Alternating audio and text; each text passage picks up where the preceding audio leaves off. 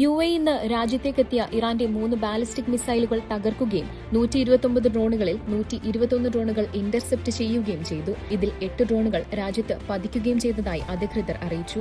ഇതുവരെ രാജ്യത്തേക്ക് ഇറാന്റെ 189 ബാലിസ്റ്റിക് മിസൈലുകളാണ് എത്തിയത്. ഇതിൽ 175 മിസൈലുകൾ തകർക്കുകയും 13 കടലിൽ പതിക്കുകയും ചെയ്തു. 941 ഡ്രോണുകളാണ് രാജ്യത്തേക്കെത്തിയത്. ഇതിൽ 876 ഇന്റർസെപ്റ്റ് ചെയ്തു. 65 ഡ്രോണുകൾ രാജ്യത്ത് പതിച്ചു. ഇതുകൂടാതെ രാജ്യത്തേക്കെത്തിയ 8 ക്രൂസ് മിസൈലുകളും ശക്തമായ ഡിഫൻസ് സിസ്റ്റം ഉപയോഗിച്ച് UAE തകർത്തു. ഇറാന്റെ ആക്രമണത്തെ തുടർന്ന് രാജ്യത്ത് ഇതുവരെ 3 മരണമാണ് റിപ്പോർട്ട് ചെയ്തിട്ടുള്ളത്. പാകിസ്ഥാനി, നേപ്പാളി, ബംഗ്ലാദേശി സ്വദേശികളാണ് മരണപ്പെട്ടത്. 78 മൈനർ ഇഞ്ചുറീസും റിപ്പോർട്ട് ചെയ്തു.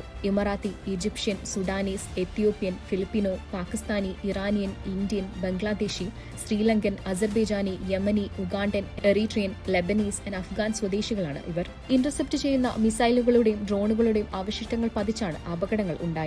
രാജ്യത്തിന്റെ പല ഭാഗങ്ങളിലും മുഴങ്ങുന്ന ശബ്ദം എയർ ഡിഫൻസ് സിസ്റ്റം ഇന്റർസെപ്റ്റ് ചെയ്യുന്ന ബാലിസ്റ്റിക് മിസൈലുകളുടെയും ഫൈറ്റർ ജെറ്റുകൾ ഇന്റർസെപ്റ്റ് ചെയ്യുന്ന ഡ്രോണുകളുടെയും ക്രൂസ് മിസൈലുകളുടെയുമാണെന്ന് UAE മിനിസ്ട്രി ഓഫ് ഡിഫൻസ് അറിയിച്ചു. UAEയിലുള്ളവർ അലർട്ട് മെസ്സേജുകൾക്കനുസരിച്ച് മുൻകരുതലുകൾ എടുക്കണമെന്നും അധികൃതർ അറിയിച്ചു. ഈ സാഹചര്യത്തിൽ തെറ്റായ വിവരങ്ങൾ പങ്കുവയ്ക്കുന്നതിനും പ്രചരിപ്പിക്കുന്നതിനും ദൃശ്യങ്ങൾ പകർത്തുന്നതിനുമെതിരെ നടപടി സ്വീകരിക്കുമെന്നും 2 ലക്ഷം ദിർഹം വരെ പിഴയും ജയിൽ ശിക്ഷയും ലഭിക്കുമെന്നും മുന്നറിയിപ്പ് നൽകിയിട്ടുണ്ട്. രാജ്യത്ത് താമസിക്കുന്നവരുടെ സംരക്ഷണവും സുരക്ഷയുമാണ് ഏറ്റവും വലിയ പ്രയോറിറ്റിയെന്നും ഇതിനായുള്ള എല്ലാ നടപടികളും സ്വീകരിക്കുമെന്നും എന്തും നേരിടാൻ രാജ്യം സജ്ജമാണെന്നും UAE മിനിസ്ട്രി ഓഫ് ഡിഫൻസ് അറിയിച്ചു. ഇതോടൊപ്പം ഒഫീഷ്യൽ സോഴ്സുകളിൽ നിന്നും ഔദ്യോഗിക ഗവൺമെന്റ് പ്ലാറ്റ്ഫോമുകളിൽ നിന്നും മാത്രമേ വിവരങ്ങൾ ശേഖരിക്കാനും ഷെയർ ചെയ്യാനും പാടുള്ളൂവെന്നും UAE അധികൃതർ അറിയിച്ചു.